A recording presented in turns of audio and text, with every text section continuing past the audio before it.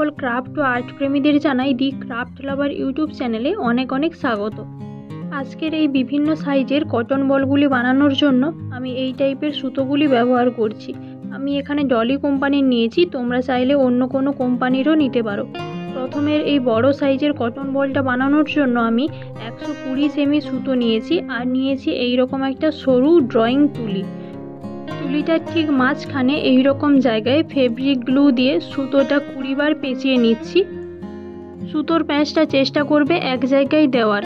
সুতোর প্যাঁচটা এক জায়গায় দিতে গেলে অনেক সময় দেখবে নিচের দিকে সুতোটা নেমে চলে আসে, তখন কি করবে এই রকম উপর নিচে একবার সুতোটাকে পেঁচিয়ে নেবে, তারপরে আবার এক জায়গায় সুতোর প্যাঁচটা দেবে। এইভাবে 20 বার করার পর বাকি যে সুতোটা থাকবে সেটাকে এইভাবে উপর নিচে করে পেঁচাতে হবে। ডান হাত দিয়ে সুতোটা উপর নিচে করবে আর বাম হাত দিয়ে তুলিটাকে আস্তে আস্তে ঘোরাতে হবে। এই সুতোর প্যাঁচটা দেওয়ার সময় একটা সুতোর লাইনের পাশে আরেকটা সুতোর লাইন বসাবে।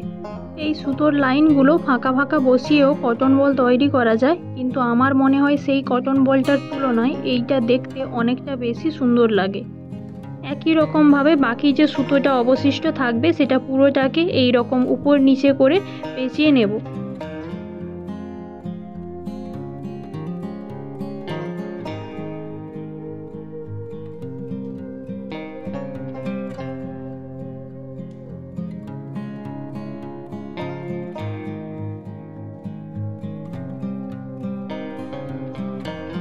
এইবারে শেষে একটু ফেব্রিক গ্লু দিয়ে সুতোটাকে আটকে নিচ্ছি। এইবারে দেখো কটন বলের উভয় সাইডে ওপরের দিকের যে সুতোর প্যাঁচটা আছে সেইখানটার কাছে একটু ফেব্রিক গ্লু লাগিয়ে নেবে। এইখানটার কাছে ফেব্রিক গ্লু লাগিয়ে নিলে সুতোর বলটা খোলার পর যে খুলে যায় প্যাঁচটা, সেটা আর খুলবে না।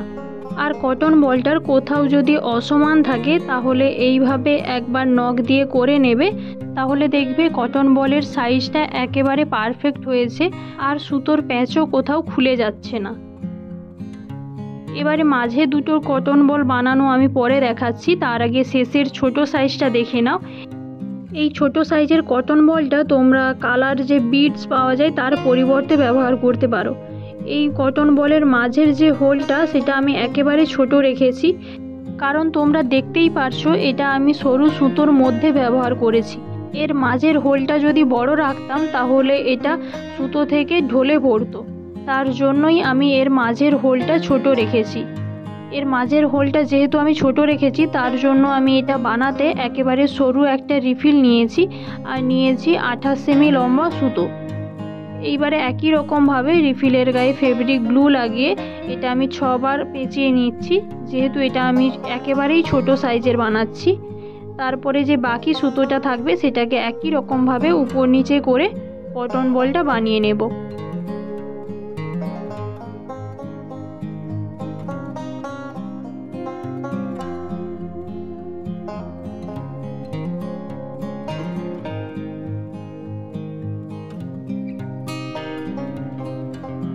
এই 4টা আলাদা আলাদা সাইজের কটন বল বানাতে কতখানি সুতো প্রয়োজন এবং তুলির ঠিক কোন জায়গায় সুতোর প্যাঁচটা কতবার করে দেবে তা আমি তোমাদের ডিটেলসে দেখিয়ে দিচ্ছি।